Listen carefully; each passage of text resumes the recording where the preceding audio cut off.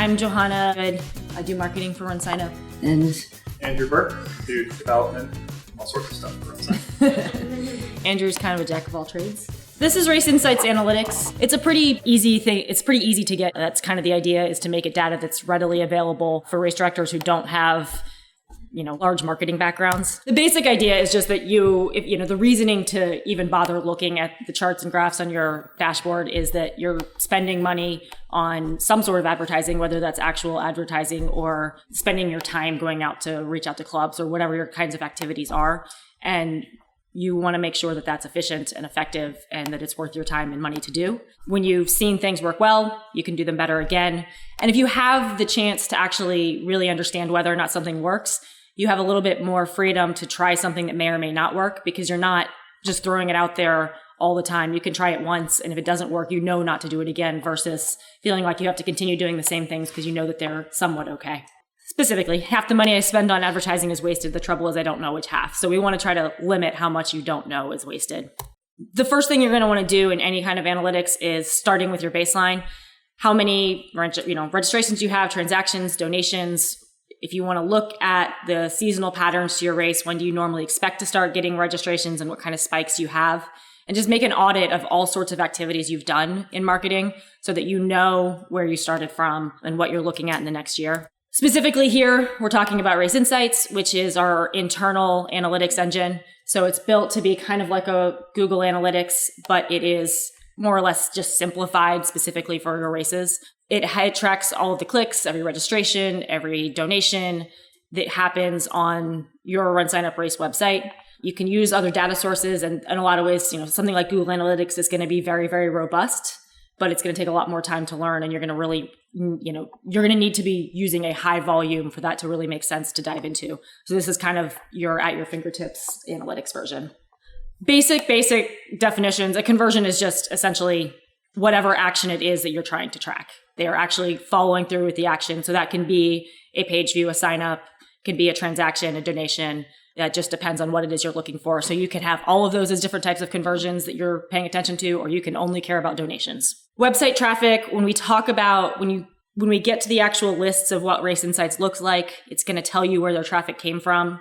Direct traffic is going to be any time the traffic can't be tied somewhere else. It's like someone who came directly to your site, or they had it bookmarked, or they came in from a QR code or unattacked email. So it's really any time that traffic goes directly to your site. Whereas a referral source is anytime it comes from somewhere else. So it's sent to you by Google, by Facebook, by something specific. Your most common referral sources then are going to be a search engine or social media. Or we see a lot of race calendars. Running in the USA is a really big one for our races because they pull all of our races in automatically. Or if you have a non-RunSignup race website, you'll see your own website as a referral source a lot. This is just what it looks like. That's how you can see where your sources are. So in the very left-hand column, that's your source, and then it's showing you how many of each action came from that source. You'll see where there's the little arrow that you can click down on, or you could right next to each word. So there's a Google and then an arrow. If you tap on that, that'll show you more information from there. Email sources, there's really only two types of sources that you'll see in here. One is going to be a specific email that you sent, and it'll say, this is from Sign Up Today email. Otherwise, it'll say emails from other races. And that could be that you have a partner account that sends out races, or you've cross-promoted with another race and they send out an email, and so it just says an email from another race. Or what happens sometimes is that another race sent out an email, that person came to RunSignup, didn't ever leave RunSignup, and went to the search page, found your race, and went there from there. And so that actually shows up as an email from another race because that's how it directed to RunSignup. Custom source tracking is the one that I think seems intimidating to people, but can be really quite simple to set up and really helpful. Essentially what you're going to do, you go into your dashboard, promotion, source tracking code, and right there where it says add code, you just click on that and you can label it to be something that makes sense. So you can say email send 1117, whatever you're going to remember so you know exactly what it was, that's what you want to label it. Then it's going to give you all these codes. You can use the little link box. Shoot my mouse there. But those little links, if you just click on that, it'll let you very quickly copy that link. And you use that link to send them to the race website instead of your regular link. It's going to send them to the same place, but it's just tracking specifically that that's the link that they came from. And that way you know exactly where each of your traffic came from. So it'll show up then, like at the bottom there, you can see where, exactly which emails or Facebook campaigns each of those came from. And so not just that Facebook is super successful, but specifically what campaign you did actually got you registrations. Can I ask a quick question? Yeah. Okay, does your Facebook and that have to be tied in with RunSignup? For this, no. For this, no. It's just, you just need to use that link when you post the ad or the, prompt to Facebook or whatever. So as long as you're using together a report, in our case, we've got a separate operation that does Facebook. Mm-hmm. How do I go gather that data that we have over there, put it in here to get? You don't have to get anything from Facebook. All you need to do is you get the link from RunSignup, and you have them post that to Facebook. And then whenever anyone clicks on that link in Facebook, that's going to tell RunSignup that they came from this Facebook activity. Does that make sense? Yes. Yeah, so you don't need to actually go into Facebook other than just sharing the link there. So it's like using a bit.ly, like a link shortener where you can go back and look at the data? Kinda, yeah. Okay. So it's not necessarily for anything that you paid, like a paid ad. Like it could be, can you put that link on like your Instagram? Yeah, you can use it for something paid. You can use it for just, I'm posting on Facebook today and I want to see if anyone registers this way. Yeah. If you do one of those and then post it on Facebook, how do you differentiate? Like, wouldn't it count something as twice coming from Facebook? So there's kind of two sources for the data. So if you're doing something in Facebook and you're going to Facebook and saying, like, I want to see the ad report in Facebook, that's what we were talking about before, where like you need to have the Facebook pixel installed, which we support, and you're doing tracking through Facebook specifically. What we're referring to here with our RaceInsights is basically you're getting RunSignup is giving the data. And so if you create a separately tagged link, so anywhere you can put a link in, like I said, it's a blog post, a Facebook ad, whether you're paying for it or not, anywhere you can put in a link, you can use one of these CRM or one of these tracking with custom source links, and then it will attribute that. So if you run like 2 different Facebook posts, but you give 2 different Facebook links, it's going to get tracked on those specific custom links. So you'll be able to tell the difference between which of the 2 they clicked. Yeah, I mean, you can, like you said, pretty much any link, you can use it for Facebook ads, Facebook posts, an email that you send out. If it's not in RunSignup and you want to know exactly what email it was from, change the link for each email so that you have a specific link and you know which one each one is from. You can just, if you have 3 buttons on your website and you want to see which one people are seeing is most efficient, like using the most, you can actually use a different link in each one. So you can say, well, we don't need the link at the bottom of the page because no one's going to it. You can also, if you are spending money, you can actually add in the dollar amount that you spent on that ad campaign. So it'll give you an idea of how much investment, how much that was worth to you. I'm tracking by how many registrations you got versus the amount of money that you spent. You don't have to put in a dollar amount, but it's there if you have dollars that you want to compare to it. We'll come back at the very end. I have a little bit of an example of someone who's used source codes really well. So we will get back to that at the end when we get back through this. First thing you want to figure out is your main goals, because everyone's races don't have the same goals. Some races really want to grow participants. Some want to raise more money. Some just feel like they're spending too much time or money on marketing and want to cut back on that. So figure out really what your goal is first. And then you want to make all of your decisions around driving that goal and not necessarily, if your goal is to spend less time on marketing, then maybe you don't want to set up every source tracking code. You want to simplify things a little bit. But if your goal is to maximize your fundraising, then you want to be testing every fundraising email and how well those perform. This doesn't require RunSignup. It's just a very simple piece of advice. Anytime you're setting up your marketing campaign, create a calendar. It's helpful to do that in advance. If you have data from previous years, you can start with that. You can also add to it through the year, but you want to have a note and a full calendar of every time there was marketing activity so that when you see where your trends are in registrations, obviously some of that's going to be seasonal anyways. But if something is changing from year to year, you want to see if there's something that you did one year that was different, that you can help kind of understand why your registration trends are as they are. One thing on here that I think a lot of people don't think of when they make a marketing campaign is if you have like an ambassador program where you go to an expo or you hand out flyers one day, include simple stuff like that in there too, because that's the kind of thing that's really hard to track the value of. And it's easier if you have a little bit of a tracking of when your timing is. So the main reports on the dashboard, I will say, are a little bit confusing in the way that they are pulled up right now. But where that top arrow is, that's where you change between the main categories, and then some of them have subcategories once you get in there. Transactions are relatively simple, but this is the kind of thing that I would use to look at next to my calendar and say, wait, why did I spike more in July in 2019 and in 2018 and 2019, I was going down in July. What did I change between those years that I can see easily? And you can look at that both by transactions and by participants. Sometimes those can be a little bit different, especially if you do a lot of fundraising. The other thing that you can do with it is taking that picture from Race Trends of when average races, how kind of what their curve looks like. If yours is wildly different from that, thinking about if there's something that you're doing differently, maybe a good thing, or maybe, you don't spike up on race week because you're shutting off registration early. So that's an opportunity for you. Promotion reports, starting with loyalty. So this one comes up, it's like, nice and colorful, and I don't really think really all that valuable until you get into the actual data. It's telling you how many participants you have this year who were also here in the previous year, or in the previous 2 years or 5 years, or however many years of your race. So that's going to give you an overview of how many people you have who are coming back. But what you really want to do is click on the bottom buttons there and look at the actual repeat participant report, and then you can download that. And what that does is give you two options. One, which is, here's all the people you have registered who have come before. The other one is, here's all the people who have come before but who have not yet registered. And that's the data that's really actionable. There's a couple of different things that you can do with that. That's your average.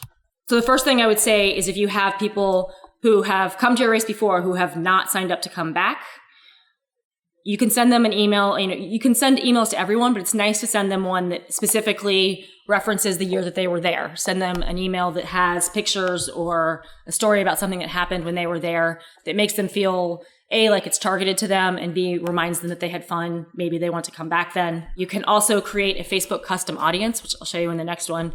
But with that, similarly, you want to target that advertising towards people who are familiar with the event, but just need to be reminded to come back. They don't need to know what you are. They need to say, oh, that's right, this is really fun.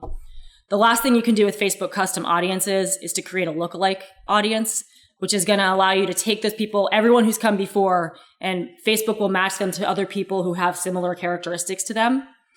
And they can target them. You want to target them with a different ad that's going to say, here's what our race is, because these are people who haven't run your event before, but they are similar to people who have, and so they might be a good audience to find new runners.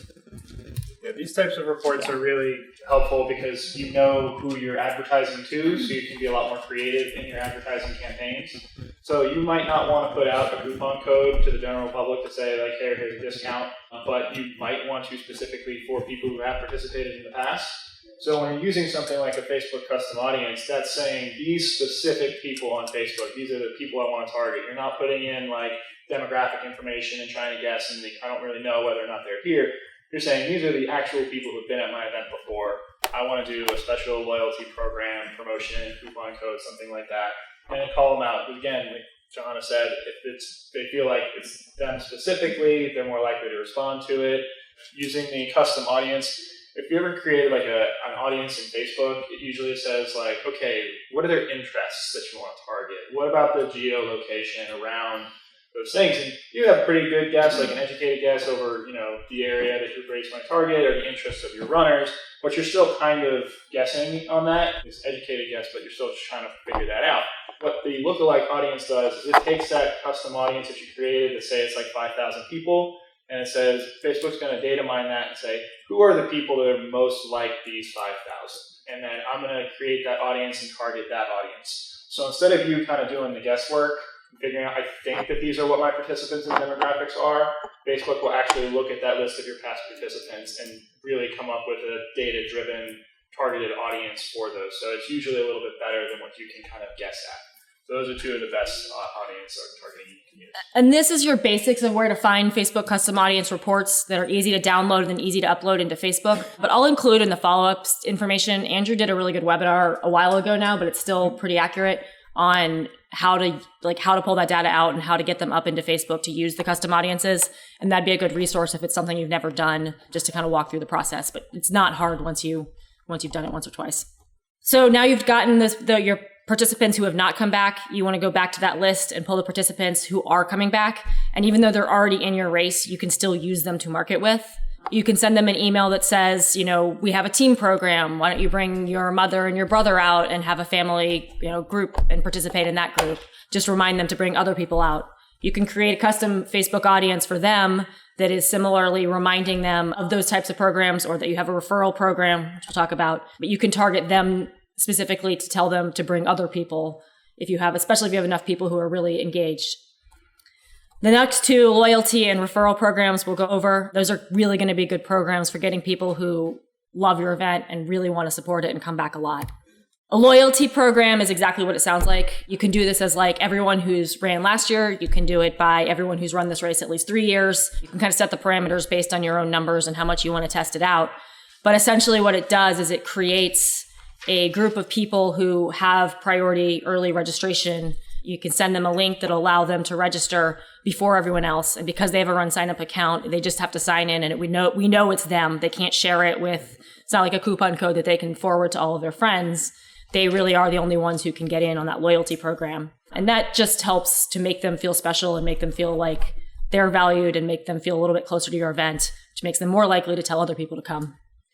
Just a question about the loyalty program. Excuse me. We did this last year. Yeah. And we probably did it way wrong. Let me just say that. But we created one code and we sent it out. So you're saying you can customize the code so they can't be... Yeah, so you can set up a list so that each person has their own loyalty, their own pedigree. So we just said, okay, let's see what happens, So, and I mean, and for the most part, people were pretty yeah. honorable, but you could tell some names that... Yeah, and that's one of the things, like even if you're coming from a different platform and you're coming over, you can create a list, and generally the way I recommend you do it is first name, last name, and date of birth, because those are pretty static.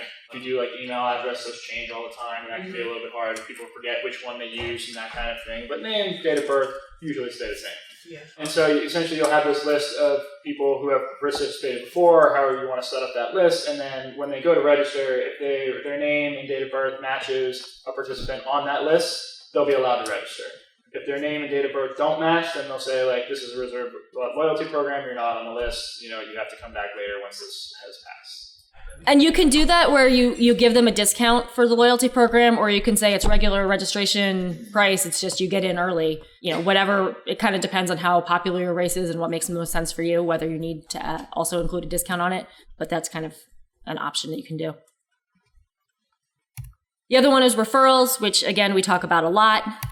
This is your referral, your visual referral report, which again is pretty to look at, but the real information is actually when you get into the numbers. That tells you a lot more than the graphs really do. It's telling you basically for the amount of money that you spent on refunds, how many registration dollars did you get in for that, which is generally a pretty high number. Yeah, and I would say that if you're trying to grow your event, referral rewards or doing referral swag, which is basically the same thing, except you're giving people swag instead of money back on referrals, this is the single best way to grow your event effectively. If you're trying to, we've seen ROIs like 700%, 900% on the number of refunds that you're giving out, and you're paying $1 or $2 per registrant typically in the amount that you're giving out in refunds or swag. And just if you're running other types of digital marketing campaigns, buying Facebook ads, those types of things, you're not going to see the same return that you're going to on this. And it's just super easy. Somebody goes up and I signed up and then I post my link to Facebook and I got 5 friends to register and I get money back right away onto my credit card. It's a really nice feeling for the runner. And it gets them that extra bit where they're going to go out and actually, well, let me actually go and share this post to Facebook because I want my money back. The way swag rewards works, so refunds is pretty easy to understand. You get an automatic refund when people hit the referral threshold. With swags, it's similar. You set a threshold in which they get swag. We can't create and send them that swag, so you have to be able to do that part where you have the swag and you are able to mail it to them. But what it does do is once they have reached that threshold, it emails them to verify if you need a size for it. It doesn't collect that for everyone for no reason. It just emails them once they've gotten it. It collects the size and verifies their mailing address if needed. So that way you can actually, get the swag to them easily.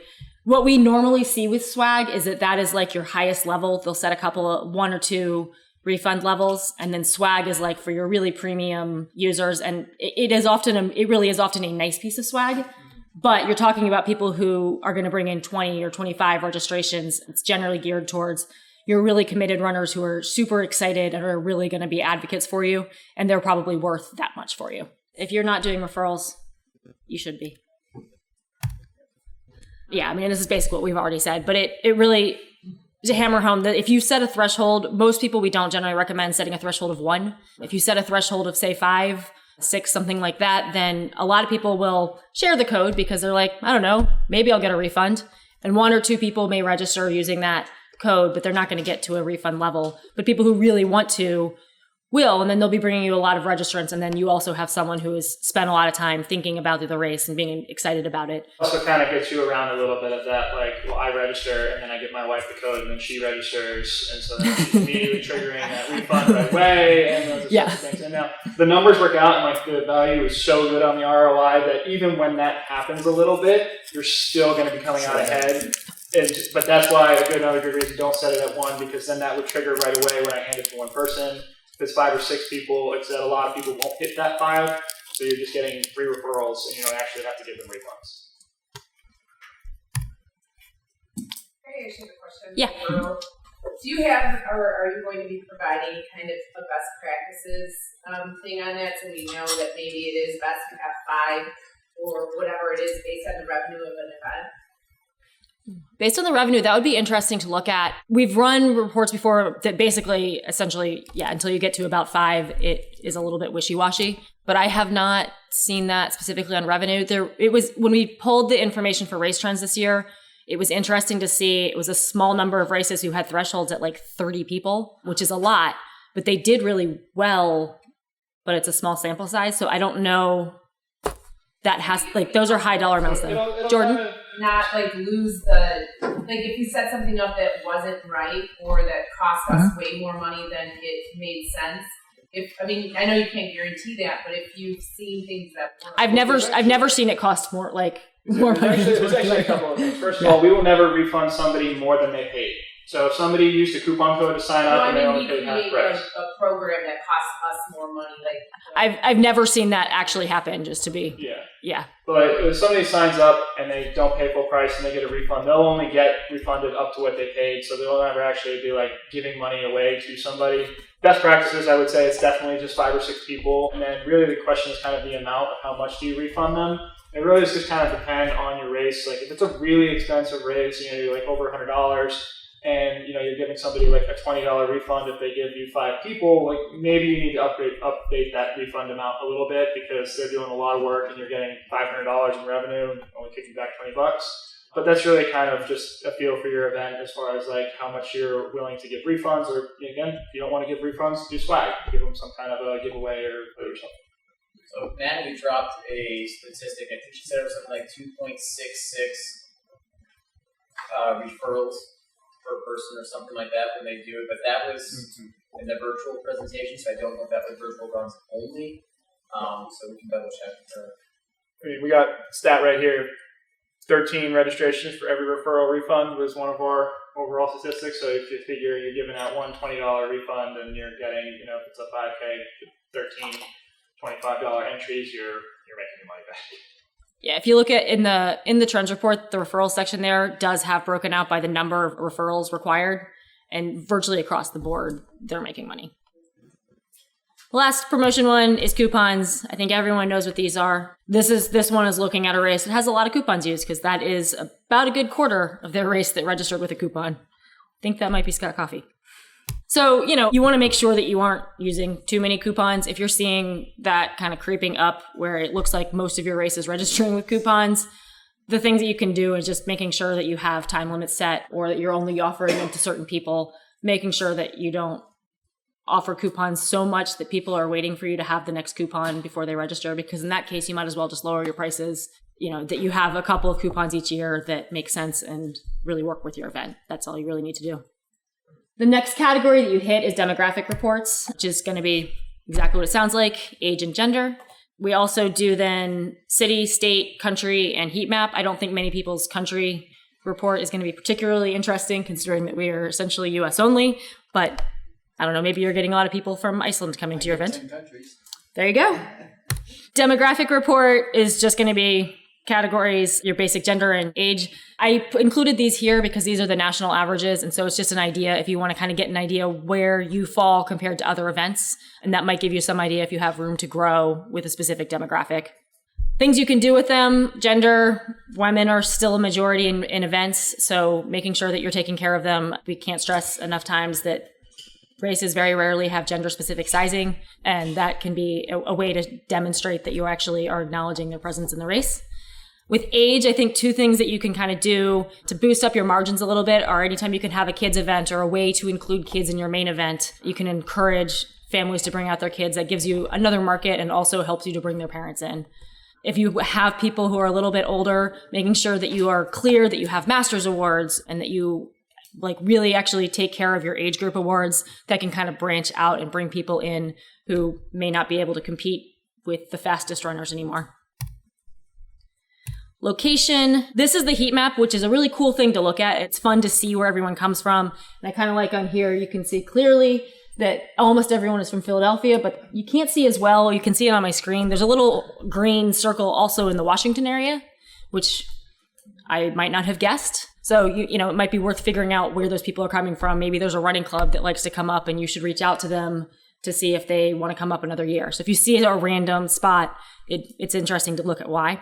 The other thing you can do that is pretty actionable from this is there is a download report on here, which is going to give you everyone's zip code. And so with that, you can use that if you're doing any sort of real advertising to look at your hotspots. That might be a good place to put your advertising dollars because you're having people coming from there anyways. You can also reach out to running clubs and running stores in that area, either hotspot areas, or you can say, look, I don't understand why I don't have people from this town that's 10 miles away. Maybe I need to make some personal connections there because they should be coming. Yeah. Can you zoom in and out on that? Yeah, you can. That was a fairly zoomed out version, but you can see it from a lot of runs. You can actually go down to zip code. Yeah, you can see the zip codes on it. Number from a specific zip code. And so you can download the report. Essentially, that graph you were seeing is a data visualization tool. So it's taking the zip code of all of your participants and it's throwing it up on a map with that color coding to show you those different areas. So you can go in and get the actual data, just download the list and look up zip codes that way. The other thing I would say is kind of on the be bold topic from earlier. If you're interested in expanding your map, take one area that you're interested in and try targeting that area, those zip codes specifically more aggressively, and you can see if it works. If it does, then you might want to try to expand that out. If you're getting no traction, then that might just mean that your radius is not ready to expand that far. Your race isn't pulling in people from that far away. Because a good way to test things out slowly is to take a couple of zip codes at a time, advertise towards them, watch the return, and then say, well, maybe this is worth it or maybe it's not. Registration reports. I'm not going to go through all of these because most of them are very straightforward. Your giveaway reports, what the answers to your questions were, registration periods and revenue, and then imported and when people come in. So I'll go through a couple of them really quickly, but most of those are pretty straightforward. I think you know what a giveaway report looks like. Registration periods. This is going to show you can look at it by event or for the overall event, but essentially if you have different pricing structure, like if you have different pricing levels, it'll show you the registrations for each registration period. And that gives you a little bit of an idea of, how many people are coming in early, when people are really registering. And that is good if you want to really prioritize your race. So if you are saying, look, I really hate race week registrations. I don't care if I lose money. It's more important to me to have the data first. The money is not as important as the experience. Then maybe you really want to change your registration periods to make it harder to register later, make it more expensive, bump that up. If you really want to make the most money, then you want to look at it and kind of play with moving them around to make it a little bit more flexible, maximize your dollars a little bit later, and just see what's going to give you the most registrations in. Similarly, revenue by event. If you do multiple events at your race, it can be easy to forget to check. If you spend 50% of your time on your 5K and you have 4 events and it only brings in 10% of your revenue, then maybe you should be focusing more attention on the other events instead and not spend so much time and energy working on an event that's not going to bring you in any money. When runners register, I think this is interesting and can be fun to play around with. I wouldn't take it too seriously. People really do register all day, every day. If you see a day that is really popular for you, it might not hurt to send emails around those days and times. But people are online so much that I wouldn't worry about it, to the nth degree. If you wanted to get out your email at noon on Wednesday because that was your most popular time and it goes out at 2 p.m. on Wednesday, I guarantee it's not really going to make a difference. Race Insights and CRM, this is essentially what you can do now is in your CRM. Not only is Race Insights tracking the number of people who are registering from a specific source, it's tracking exactly who it is. So if you go into your CRM, you can actually filter up where it says, I don't have it on that screenshot, never mind, but you can go to filter and go by source, and you can either have a specific link that you want it to look for, or you can just go to Facebook or, RunSignup or any sort of, partial URL that you want to look for, and it'll pull up all the people from all of your events who registered through that link or through that source.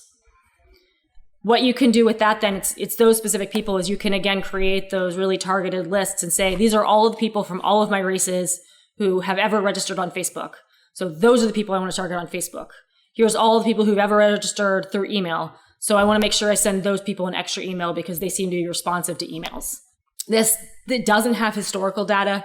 It can't pull in information from before it existed. So moving forward, it'll start to be a lot more powerful, but you'll see limited data if you're looking at it right now because it's only people who have registered since November or September when this got implemented. It's really cool information though. I think over time that's going to build up a lot. Like if you'd used one of those custom source tracking codes earlier, you would actually be able to see which person came from that code, not just that a number of people did. This is the one that I wanted to get to. Bob mentioned this briefly in one of his presentations, but it was a really cool story that came in last week. There's a blog up on this if you want to get a little bit more information on it. But it was a really large, top 20 race that opened that wanted, was very careful about their marketing spending. And they had a couple of requests that they wanted to make sure they'd be able to do with the system. One of which is that they wanted to A/B test emails. So they wanted to send 2 emails with essentially the same information, but a different headline or different catchphrase or, slightly different styling, and be able to tell which one had done better so they can copy that style in the future. They also wanted to be able to do a lot of retargeting of people who came in through a specific source and make sure they could go back to them through that same source. So they set up a great custom source tracking. This is really, really an impressive way to do it, where they have a ton of, these were all things coming in from basically 1 week, but they had actually set up each email. They could identify each email. They had each type of social media post tagged separately. And they also have on here, you can see on the top two different places on their website tagged differently. And so from this, then they could come back in and say, well, clearly MailChimp audience 1, that email was the most impressive email. So that's the one that we want to use moving forward. So they can start by sending their emails out to a quarter of their list, and whichever one does best, that's the one they use with the rest of the list, rather than just kind of guessing at what emails or how emails are working.